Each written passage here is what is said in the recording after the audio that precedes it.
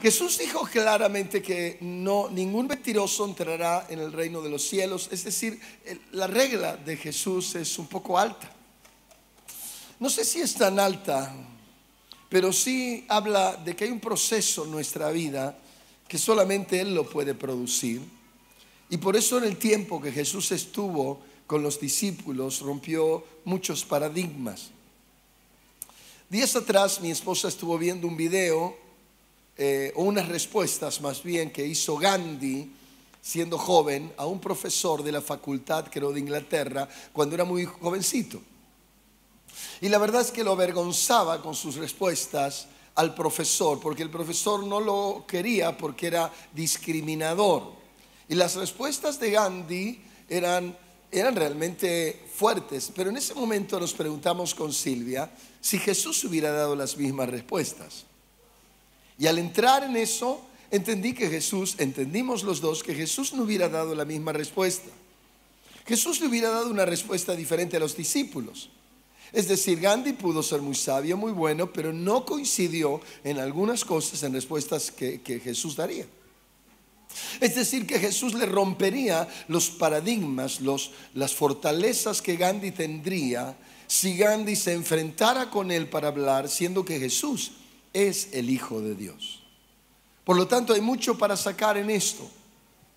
Al hablar de esto, he encontrado que los discípulos tuvieron dos etapas en sus vidas y que eso fue el inicio de la iglesia y la iglesia que de alguna manera nos identifica a nosotros. Una iglesia que estuvo formada por dos trabajos fuertes de parte de Dios. El primero de ellos fue el trabajo que Jesús hizo en 3 años de su historia, donde Jesús a través de la palabra rompió fortalezas que había en cada uno de los discípulos. Jesús soltó palabras que fueron quebrando conceptos judaicos que eran muy fuertes. Por ejemplo, la sociedad, una de ellas, por ejemplo, en Marcos, en el libro de San Mateo, capítulo 10, encontramos la elección de los discípulos. Y en esta elección de los discípulos encontramos que la mayoría de ellos eran gente de oficio. Es interesante que la sociedad judaica estaba compuesta por gente de oficio, que era la gran mayoría, y gente que había logrado metas religiosas e intelectuales superiores a la gente de oficio. La gente de oficio era gente de clase del vulgo, decían ellos, era gente baja, gente, perdón por la expresión, pero era lo que se consideraba, y lo digo para que usted lo entienda, no era la gente de reconocimiento, no eran los que habían terminado el secundario, no eran los que habían terminado la facultad. La gente de Jesús era la gente que no lo había logrado. Los judíos tenían un programa de enseñanza que duraba de los 5 años hasta los 10, lo que sería nuestra primaria más o menos. Y ellos aprendían geografía, historia y todo lo que quiera pensar o lo que se consideraba en aquel tiempo. Pero dentro de ellos, en esos 5 años, tenían que aprender los primeros 5 libros de la Biblia, llamado el Pentateuco, desde el Génesis hasta Deuteronomio. 5 libros. Y lo tenían que aprender de memoria. Entonces ellos en ese tiempo, en esos 5 años, eran confrontados con un profesor que les preguntaba: a ver, recítame tal parte del libro de Génesis, y el niño tenía que recitar de memoria, y si se trababa, si se bloqueaba, le decía: bueno, vamos a la práctica de vuelta la próxima vez. Pero cuando llegaban los 10 años de su vida del niño, tenía que pasar a su secundario. Si el niño no había cumplido de memoria los 5 libros y algunos conceptos más, el niño no podía pasar al secundario. Era como hoy en día posiblemente también, pero realmente mucho más estricto. Y ese niño tenía que ir al oficio de su padre. Por eso vemos a los hijos de Zebedeo, que eran pescadores. Zebedeo era el padre pescador, y los hijos de Zebedeo, Juan y Jacobo, eran dos perdón la expresión, dos torpes tal vez, o dos brutos, o dos incapaces de llegar a cumplir posiblemente de los 10 años en adelante, porque no pudieron memorizar los 5 libros del Antiguo Testamento. Ahora, cuando pasaban de los 10 años de su vida, porque de los 5 a los 10 era el primario, y entraban en el secundario hasta los 15, 5 años más, tenían que aprender los otros 34 libros de la Biblia. Es decir, que cuando cumplían 15 tenían que saber los 39 libros de memoria de lo que era el Antiguo Testamento. Seguramente muy parecido a muchos que están aquí que saben de memoria unos cuantos libros de la Biblia. Pero ellos tenían que estudiarse los 39 y a los 15 años, si lo cumplían, tenían la oportunidad de avanzar al nivel de seguir a un fariseo de los 15 o 16 hasta cerca de los 30 años. Seguían un maestro. El maestro les enseñaba esto, aquello. Era el honor poder seguir un maestro. Era el honor poder escuchar al maestro y que el maestro te diga, sí, sígueme. Era una honra poder ir detrás de ese maestro. Los jóvenes estaban siguiéndolo. Siempre alguno terminaba siendo eliminado porque el maestro le hacía preguntas o los llevaba a consultas sobre algunas cosas. Si no respondían bien, el maestro decía, no estás apto para seguirme, y se quedaba fuera. Ahora, todos los que eligió Jesús no acordaban con esos modelos óptimos. Es decir, Jesús rompió un paradigma social. Todos lo observaban. Si usted lo ve al libro de Marcos, que estamos en este tiempo de tiempo con Dios, en la lectura del libro, o se pone a ver Mateo, va a encontrar que todo el libro, por ejemplo de Mateo, Jesús está rompiendo estructuras que tenían los judíos. Jesús va quebrando con sus palabras. Era como que estaba empecinado en hablar o levantarse en contra de la doctrina de los fariseos. Y sin darse cuenta los fariseos o la gente, Jesús contrastaba o golpeaba los fundamentos que ellos tenían.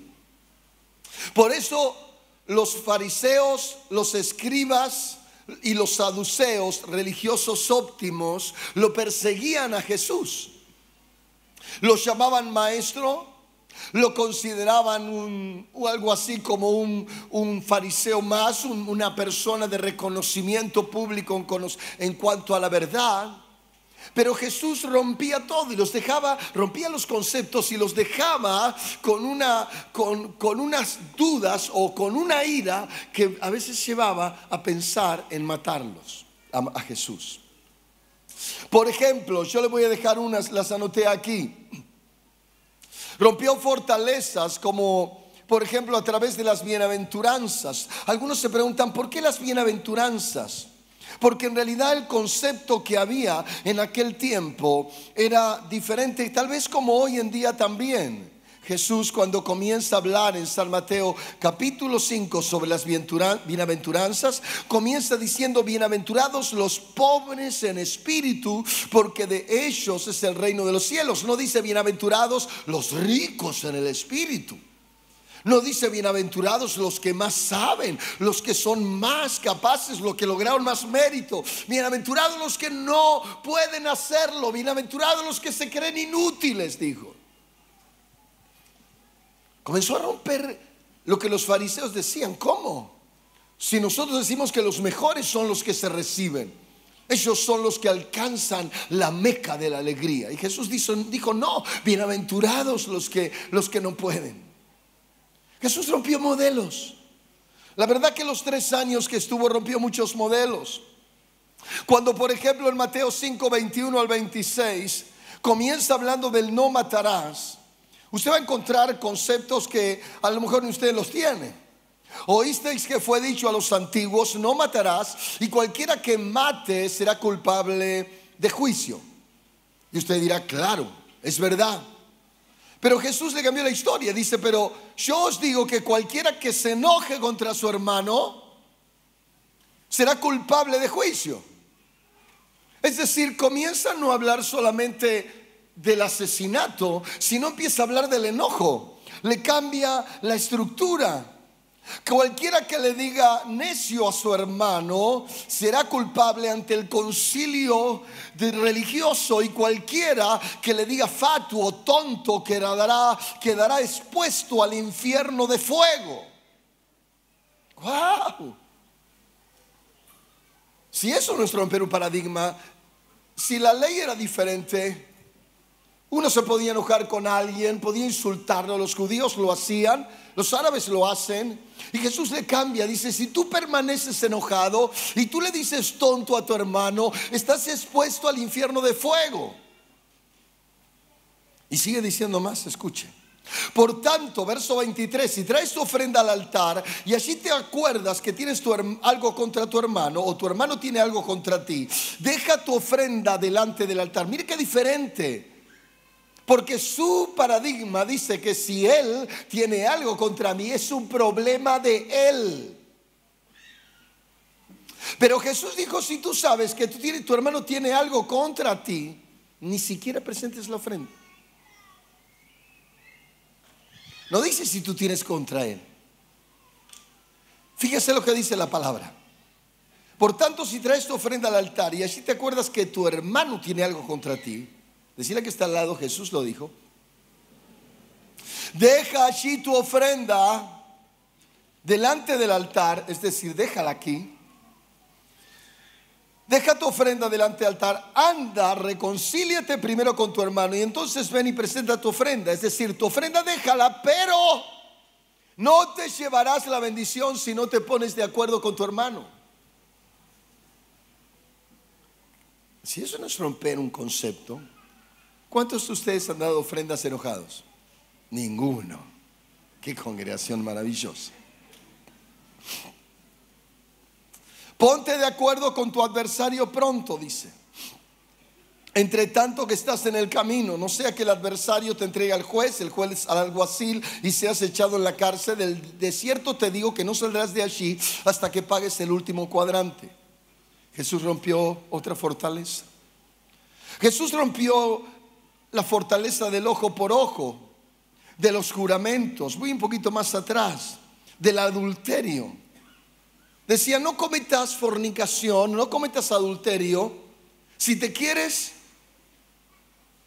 quieres a otra persona, dice, divórciate primero de esta, dándole carta de divorcio, y luego cásate.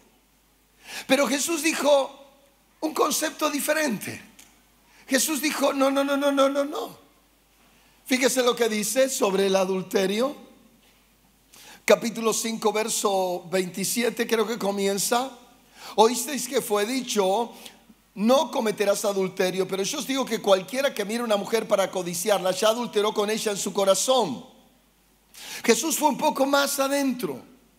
Por tanto, si tu ojo derecho te es ocasión de caer, si estás queriendo mirar a la persona del costado, del otro lado, sácate tu ojo y échalo de ti. Pues mejor te es que se pierda uno de tus miembros y no que todo tu cuerpo sea echado en el infierno. Y si tu mano derecha te es ocasión de caer, córtala y échala de ti. Pues mejor es que se pierda uno de tus miembros y no que todo tu cuerpo sea echado en el infierno. También fue dicho: cualquiera que repudie a esa mujer, dele carta de divorcio. Esto habían dicho los judíos, Moisés. Pero yo os digo que el que repudia a su mujer, a no ser que ella lo haya engañado con fornicación, hace que ella adultere. Y el que se casa con la repudiada comete adulterio. Está diciendo: no te divorcies. Rompió conceptos. Jesús no vino a cambiar reglas, por favor. Vino a romper estructuras. Cuando Jesús habla con respecto a los juramentos, verso 33 al 37, Ellos estaban acostumbrados a jurar y Jesús dice: no juréis por ninguna manera, ni por el cielo, ni por el trono de Dios, ni por la tierra, ni por el estrado, porque es estrado de los pies, ni por Jerusalén, porque es la ciudad del gran rey, ni por tu cabeza jurarás, porque no puedes hacer blanco o negro un solo cabello, sino que tu hablar sea sí, sí y no, no, porque de lo que es más de esto, de mal procede. No jures. Yo quiero meterlo en esto, porque si usted sigue viendo, le puedo hablar de Jesús, las limosnas, la oración y el ayuno del capítulo 6, verso 1 al 16. Jesús rompió conceptos. Puedo hablarle del ojo por ojo y diente por diente, al cual Jesús dice: no resistas al que es malo. Si te pide tu túnica, dale también la capa. Y si te pide una camisa, dale la otra. Y si tienes dos camisas, dale una. Y si tienes dos calzados, dale uno. Algo tan distinto a nosotros, porque si yo le pregunto a alguien aquí: ¿tenés algún calzado para dar? No, solo tengo dos. Tengo dos pares de zapatos. Y Jesús dijo: si ves a tu hermano que no tiene, sácate un par y dale, y quédate con uno y dale el otro. Es decir, Jesús rompió paradigmas con su palabra, fue quebrando modelos.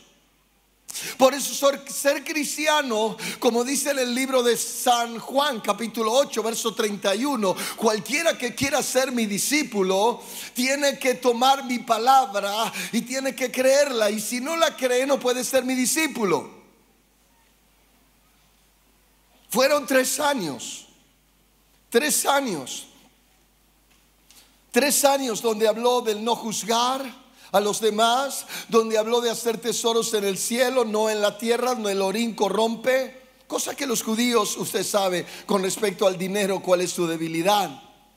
Cuando fue el momento de la ofrenda de la viuda, Jesús rompió un concepto, porque para ellos como para todo el mundo, el hecho de dar mucho dinero es importante. Y Jesús vio que entraba una ancianita que daba una pequeña ofrenda. Los ricos habían traído grandes bolsas. Los ricos venían con su bolsa en la mano y todos miraban: wow, cuánta plata está trayendo. Y los ricos en su corazón de alguna manera esperando como que la gente se ponga de pie, aplauda, cuánta plata pone. Pero vio una ancianita, Jesús, que venía atrás de todo. Traía unas moneditas. Me imagino que no podía mover mucho sus pies. Y se acercó hasta el lugar y la puso allí sobre la mesa de las ofrendas. Se fue. Y todos la habrán mirado y habrán oído que las monedas cayeron en aquel lugar. Y cuando la observaron, habrán dicho muchos de los seres humanos: qué miserable, mira lo que da. Pero Jesús dijo: esta dio más que todos. Porque los demás dieron de lo que les sobraba, mas esta dio de todo el sustento que tenía. Si eso no es romper paradigmas, fortalezas. Jesús cambió valores. Jesús cuando calmó la tempestad, calmó paradigmas. Cuando caminó sobre el agua, cambió paradigmas. ¿Quién iba a caminar sobre el agua? Jesús fue rompiendo. En esos 3 años fue rompiendo actitudes, fue rompiendo hechos. Cuando calma la tempestad, todos lo miraban y decían: ¿quién es este? No podían entenderlo. Y yo creo que muchos de nosotros también, con el paso del tiempo, hemos ido rompiendo fortalezas. Acá hay gente que no miente más. Acá hay gente que dice: desde que conocí al Señor no robo más. Acá hay gente que dice: desde que lo conocí no tomo más, no me drogo más. No estoy yendo más a jugar al casino. He luchado y he dejado de mentir. Ya no engaño más a mi familia. Es decir, yo escuché a Jesús y he aprendido. Algunos dicen: sí, porque la Biblia dice que esto no se debe hacer. Porque Jesús dijo que no se debe hacer.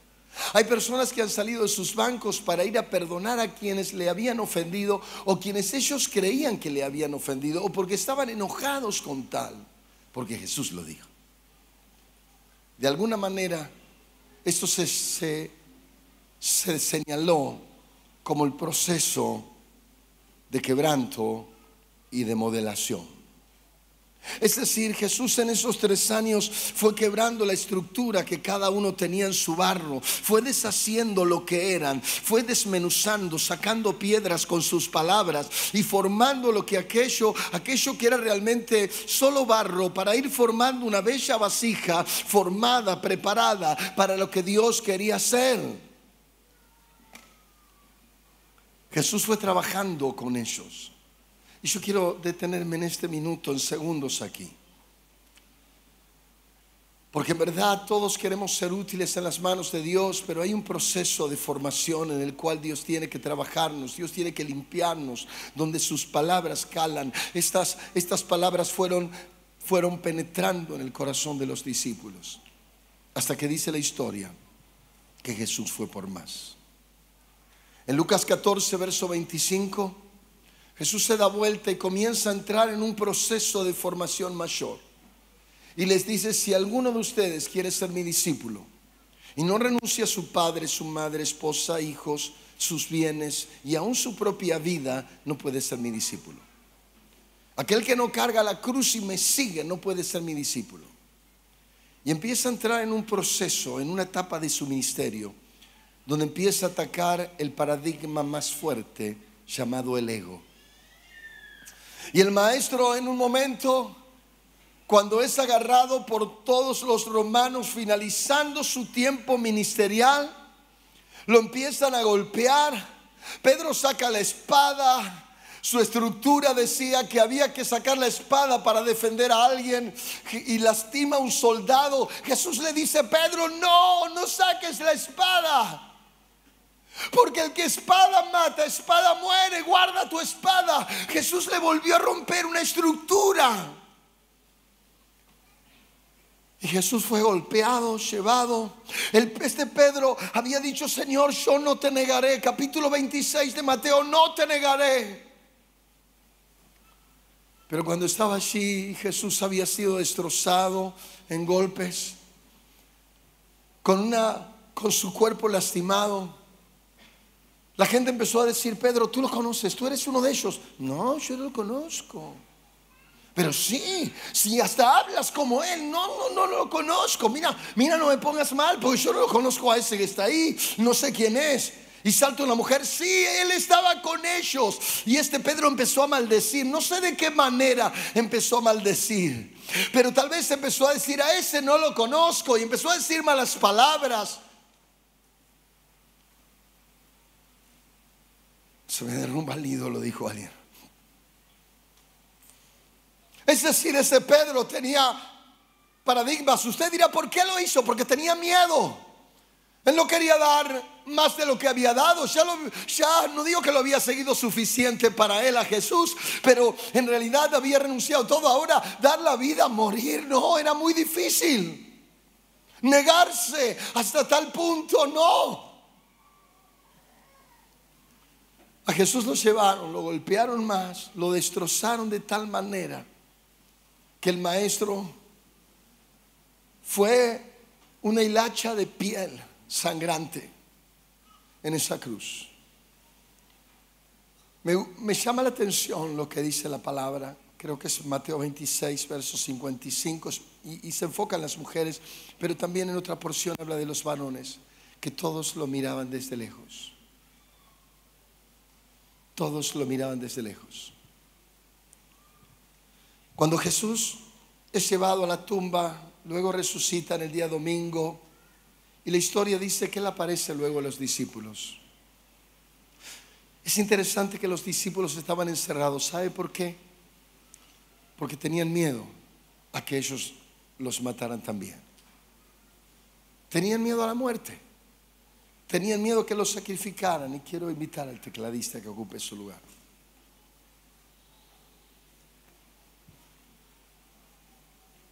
La historia muestra que Jesús los quiere llevar a algo más.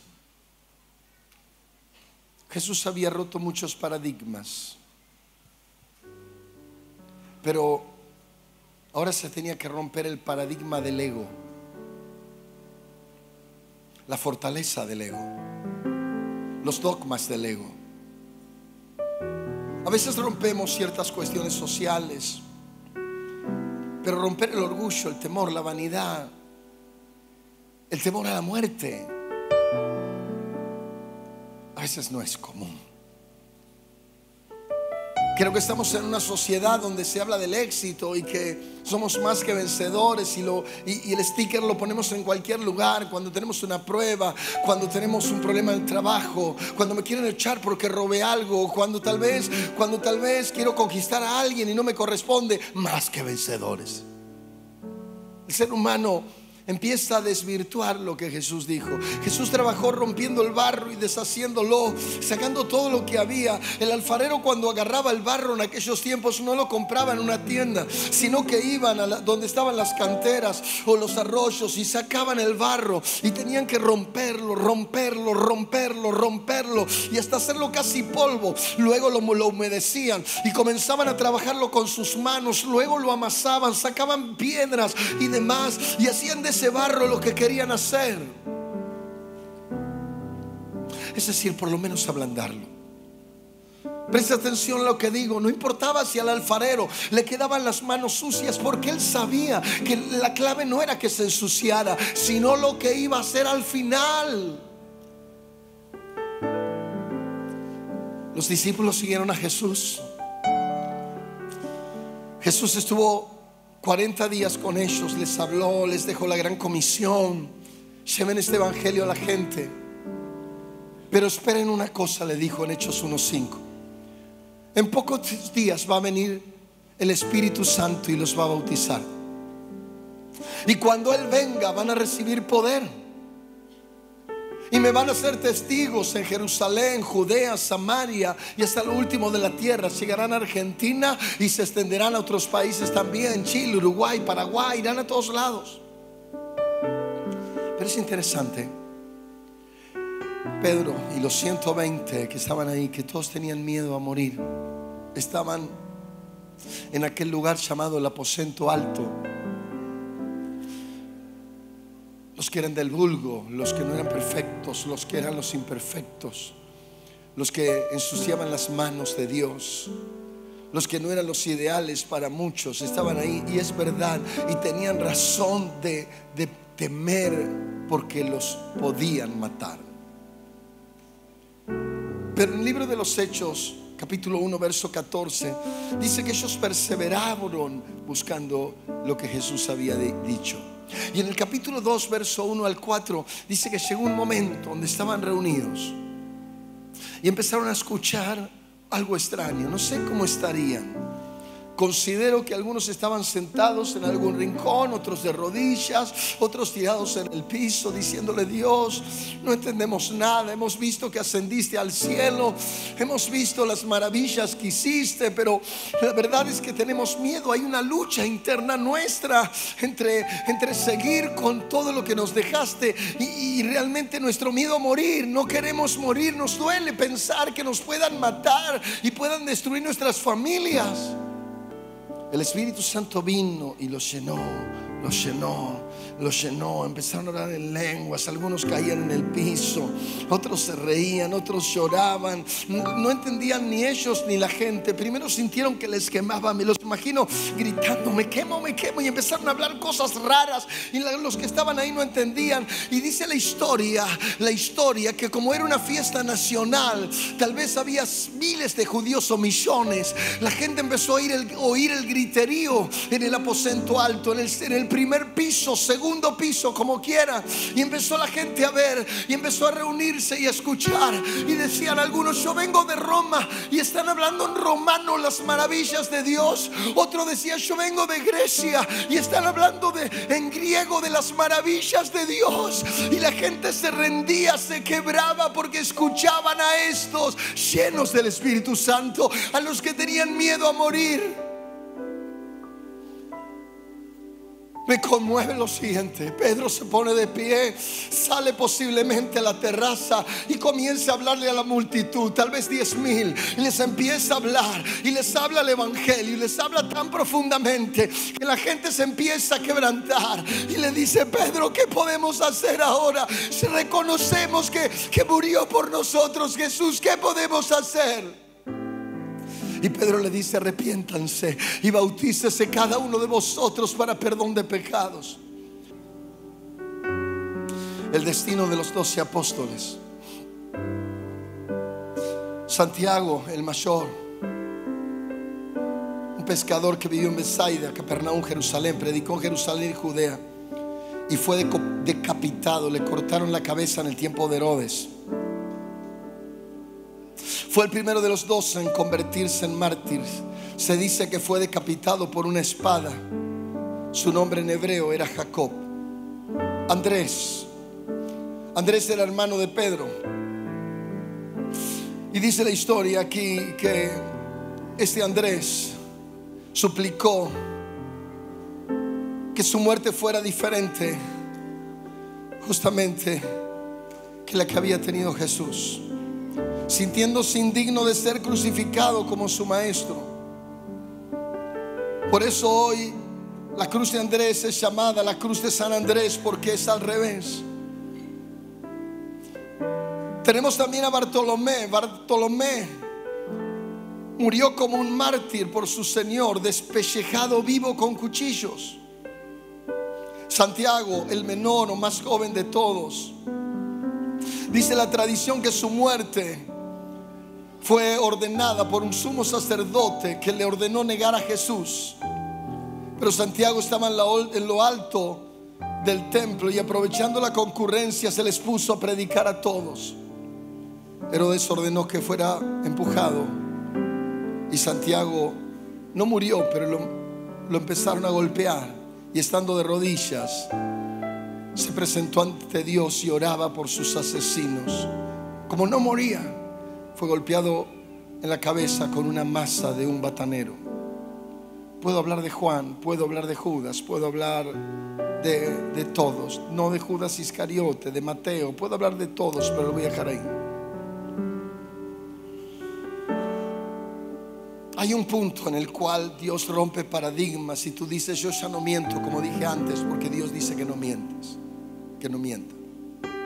Pero hay un momento donde estás dispuesto a dar la vida por Él. Ya no mientes porque sabes que primeramente no es tu naturaleza, porque fuiste inundado de otra cosa. Terminaste siendo una vasija. Dios te encontró completo y te llenó, y Dios empezó a hacerte un instrumento. Es el último quebranto, y es el último modelamiento, es la última preparación para lo que Dios va a hacer. La historia dice que Roma estaba compuesta por 100 millones de habitantes aproximadamente, y que cuando Constantino gobernó en el 312 declaró a Roma cristiana, porque los cristianos no podían parar, crecían cada vez más. Roma estaba inundada por cristianos. Los 120 que encontraron el Espíritu Santo cambiaron su entorno. No aceptaron solamente los paradigmas de ser una buena persona. Ya no eran ellos, eran otra gente. Era Jesús en ellos. Se transformaron en gente que cambió historias. Y le quiero cerrar de esta manera.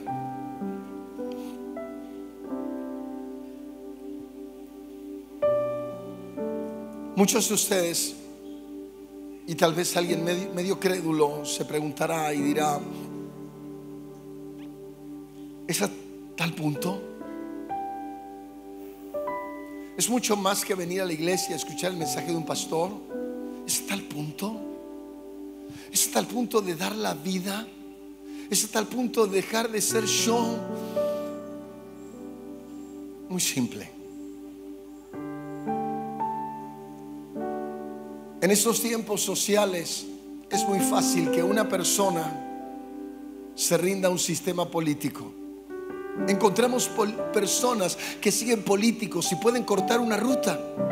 Viene la policía, los quiere empujar, y ellos ahí no, y se pelean unos a otros. Es una batalla, es una guerra, y se golpean, se paran delante de autos en una autopista, detienen cientos de autos porque un político de turno o un sindicalista lo dice.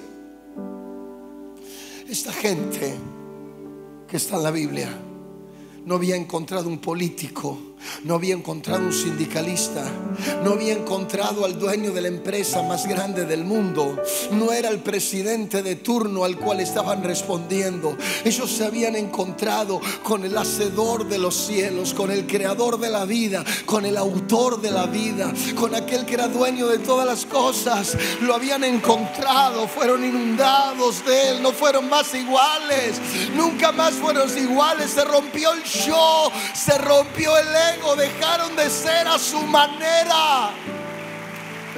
Es más que ir a la iglesia. Y yo quiero en esta noche cerrar esto, porque Dios está buscando gente que pase al segundo nivel, gente que deje de ser solamente buena, gente que solamente sea parte de una iglesia. Dios está buscando gente inundada, gente que transforme gente que transforme su familia, gente que no le importe perder, porque sabe que Dios tiene siempre más. Dios está buscando gente que no le importa decir la verdad, porque no va a mentir, porque sabe que es Dios quien le defiende, es Dios su guerrero, y sabe que Dios hace que todo le ayude a bien, que no depende de nadie, no tiene que ir a nadie más. ¿A quién voy a ir? A nadie más. No tengo a nadie más grande que Él. No conozco otro que me sane más, otro que me libre más, otro que me guarde y me ayude más. No conozco otro. No conozco otro que tenga más. Días atrás,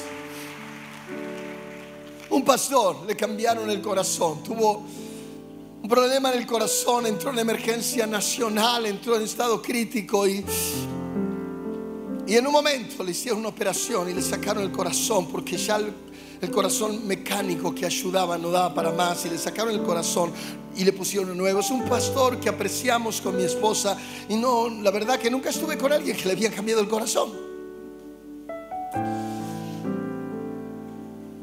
Pero en un momento me puse a pensar, le dije a mi esposa: por este hubo dos que murieron, murió Jesús y otro más para salvarlo. Le digo, ¿qué plan tendrá Dios?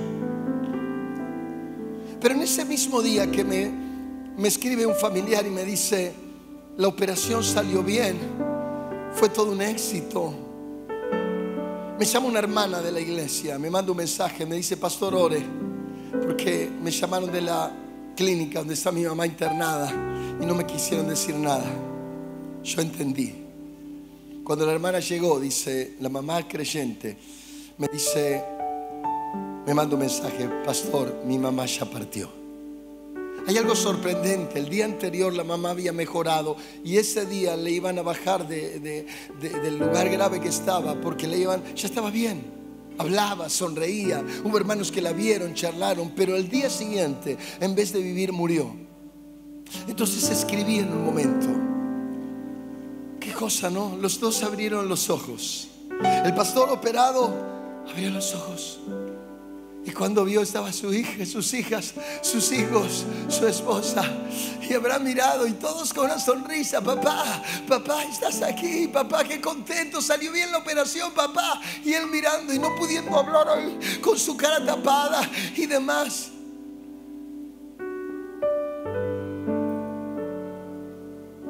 La hermana también abrió los ojos,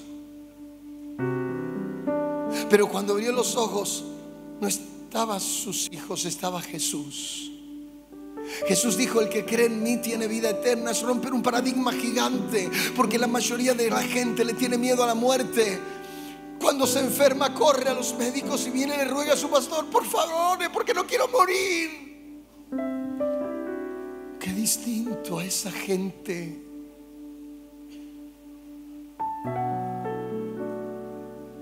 Qué distinto. La hermana, cuando estuve en el velorio, le dije a los familiares: no sé cómo estará ahora, pero el que cree que Jesús tiene vida eterna, me la imagino caminando tomada de la mano de Jesús. Y Jesús diciendo: mira, ella no podía caminar ya, pero en el cielo aquel que no puede caminar va a caminar y va a estar rejuvenecido. Y Jesús diciéndole: mira, hija, mira esto. Y ella admirada de lo que ve en el cielo, los ángeles volar y tanto más, y diciendo: Señor, esto es espectacular. Y yo escribí: cuando abrieron los ojos, ¿quién vio lo mejor? Cuando despertaron, ¿quién estuvo con el mejor o con lo mejor?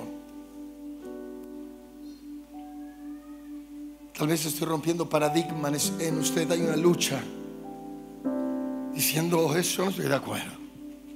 Otros diciendo: pastor, si eso dijo Jesús, yo estoy entendiendo.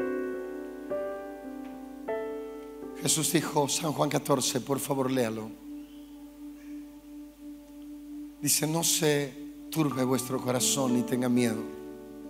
En la casa de mi Padre muchos lugares hay. Y si así no fuera, yo os lo hubiera dicho. Voy pues a preparar lugar para vosotros.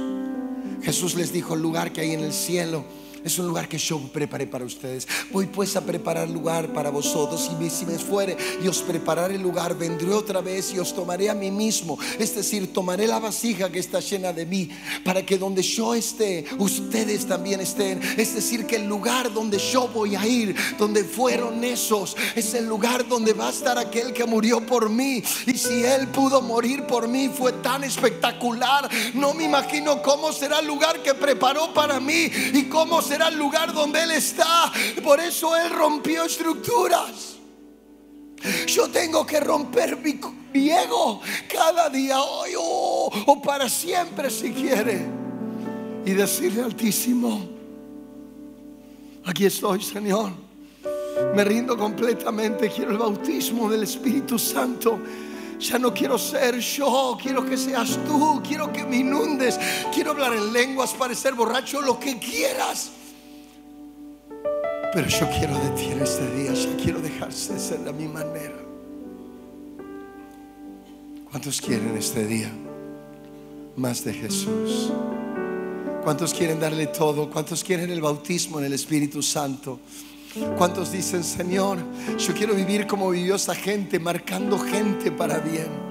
Yo quiero transformar hijos. Quiero que mi familia encuentre la vida en abundancia. Señor, quiero que encuentren la paz que solo tú das. Quiero que te conozcan. Señor, quiero, como dice Juan 7:37, quiero ser una fuente que salpica a otros y los toca y los cambia y los modela. Me he dado cuenta que la iglesia de este tiempo es una iglesia que a veces viene a escuchar buenos pastores para ellos, no tal vez para Dios, pero que a veces no dejan sus mentiras, no dejan de codiciar el hombre o la mujer ajena, no dejan de quedarse con lo ajeno.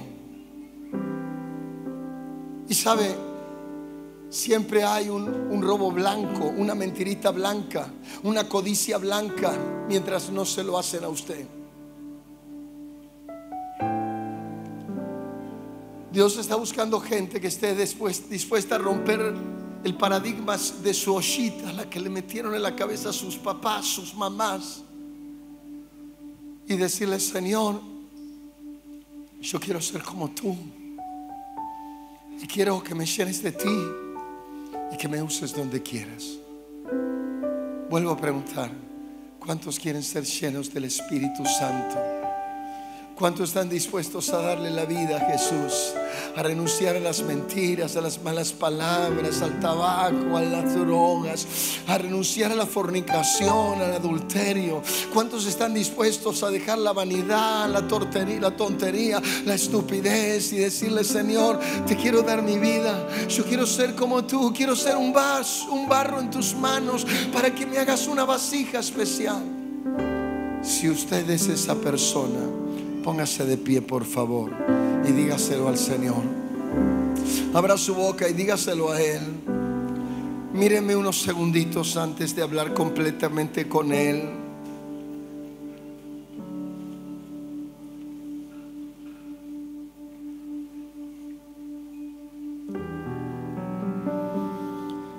Ese barro tuvo que ser puesto en el fuego para ser lo que es. Creo que es parte del fuego del Espíritu Santo. Y después dispuestos a dar la vida. Chicas cantan bien, muchachos, y tocan muy bonito también. Pero ¿de qué manera y en qué manera son discípulos de verdad? El que no renuncia a todo lo que posee no puede ser mi discípulo. ¿Quién está dispuesto a pasar por el fuego de la prueba? Y si alguna vez es necesario morir por él, morir. ¿Quién está dispuesto a creerle? A quererle absolutamente. ¿Quién está dispuesto a darlo todo? ¿Quién? ¿Quién, amado? ¿Quién quiere ser una vasija pasada por fuego? ¿Quiere serlo? Esto demanda un costo. Esto demanda un costo. Termino con este culto. ¿Quién quiere en este día ser una vasija útil y no barro solamente? ¿Quién está dispuesto a entregarle todo a Jesús para ser lleno del Espíritu Santo? ¿Se anima a decírselo en el altar? ¿Se anima a venir al altar a entregarlo todo? Un día yo lo hice cuando tenía 17, 18 años. Yo vine al altar y le dije: acá está mi vida. Algunos decían: se está volviendo loco. Bueno, sí, tal vez sí. Tuve que aprender mucho para entender que los demás no me entendían. Pero para mí fue bueno haberle dado mi vida y saber que Él tenía planes. Hoy algunos elogian lo que se alcanzó y dicen: ¿cuánto logró este pastor? ¿Cuánto se alcanzó? Tal vez algún día tenga el privilegio de morir por Él. Siempre le he dicho: Señor, llévame el día que me lleves, como murieron los tuyos. Yo quiero ser uno como los tuyos. Mi vida yo te doy, oh alfaré. Levante su mano y dígaselo. Cierre los ojos y dígale: Señor, quiero ser un barro completo, terminado, una vasija en tus manos. Quiero que me puedas llenar y salpicar a mi familia. Quiero ser un instrumento donde mis vecinos y compañeros de trabajo, de estudio, puedan recibir lo que tú me das. Aquí levanto mis manos. Quiero que me llenes del Espíritu Santo. Quiero dejar de ser yo. Quiero que seas tú. Quiero que seas tú. Quiero que seas tú. Dígaselo con sus palabras. Quiero que seas tú. Quiero que seas tú. Quiero que seas tú. Levanta tus manos ahora sí. Y dile al Señor: cámbiame por dentro. Te voy a dar unos minutos a que lo busques antes de cantar el coro. Dile al Señor: Señor, saca lo que está dentro. He cambiado mucho lo de afuera, pero saca lo que está dentro. Saca mi enojo, saca mi ira, saca mi carácter, saca mi forma de ser, saca mi temor, saca mis miedos. Mi miedo a esconderme, mi miedo a la muerte, mi miedo a las enfermedades. Saca, Señor amado, mis miedos a la brujería, a la hechicería. Saca, Dios amado, los miedos. Lléname de ti ahora. Abre la boca y comienza a hablar con Él. Habla con Él. Cierra los ojos y habla con Él. Habla con Él. Antes de irnos, habla con Él. Habla con Él. Habla con Él. Dile: lléname. Lléname en esta hora. Lléname esta hora. Y si me falta terminar la vasija, moldéame y transfórmame. Pero lléname en esta hora. Yo soy del barro más barato, decile. Soy del que ensucia manos, pero en tus manos yo seré una buena vasija. No soy de los mejores, Señor. No soy de los más espectaculares, que los que terminaron las enseñanzas. No tengo ni el primario, pero te pido que me llenes ahora. Te pido que me llenes ahora. Dile. Abre la boca y comienza a hablar con Él. Conmuévelo. Conmuévelo. Esto es un altar. Esto es un altar. Esto es un altar.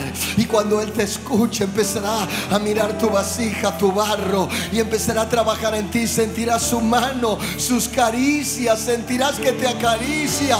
Sentirás que te forma. Y sentirás que Él te llena. Y sentirás el fuego de su presencia. El fuego que cocina el barro. Déjalo obrar ahora. Empieza a buscarlo. Abre la boca. Salmo 81:10 dice: abre tu boca, yo la llenaré, yo la llenaré, yo la llenaré, yo la llenaré. Yo soy el que soy, yo la llenaré. Yo soy el creador, el Señor de todas las cosas, yo la llenaré. Búscalo, búscalo, grita, clama. Vétete en el Pentecostés, dile: aquí está, voy a ser un loco más. Lléname, moldéame, transfórmame, inúndame, cámbiame, hazme una persona nueva. Si tú metes la mano, la enfermedad se irá. Si tú metes la mano, la locura se irá. Si tú metes la mano, la brujería se irá. Si tú metes la mano, mi familia será bendecida. Si tú metes la mano, mi familia se convertirá. Ahora, Espíritu Santo, empieza a llenar la gente. Llénalos ahora, Señor. Las fuerzas se terminan, las mías, comienza con las tuyas. Empieza a llenar los vasos. Quiero dejártelos en tu mano, que no puedan parar de hablar en lenguas, que tengan un encuentro contigo, que salgan transformados, que salgan cantando por las calles, que puedan, Señor amado, afectar sus familias, que puedan afectar el trabajo, que puedan caminar por las calles de una manera diferente, que la semana sea distinta, que se les abra el cielo, que vean tu gloria, que ángeles se vean en el camino. Úsales ahora, recibiréis poder cuando venga el Espíritu Santo sobre vosotros. Ahora, Padre mío, empieza a llenarlos ahora. Llénalos ahora, mi Padre, llénalos.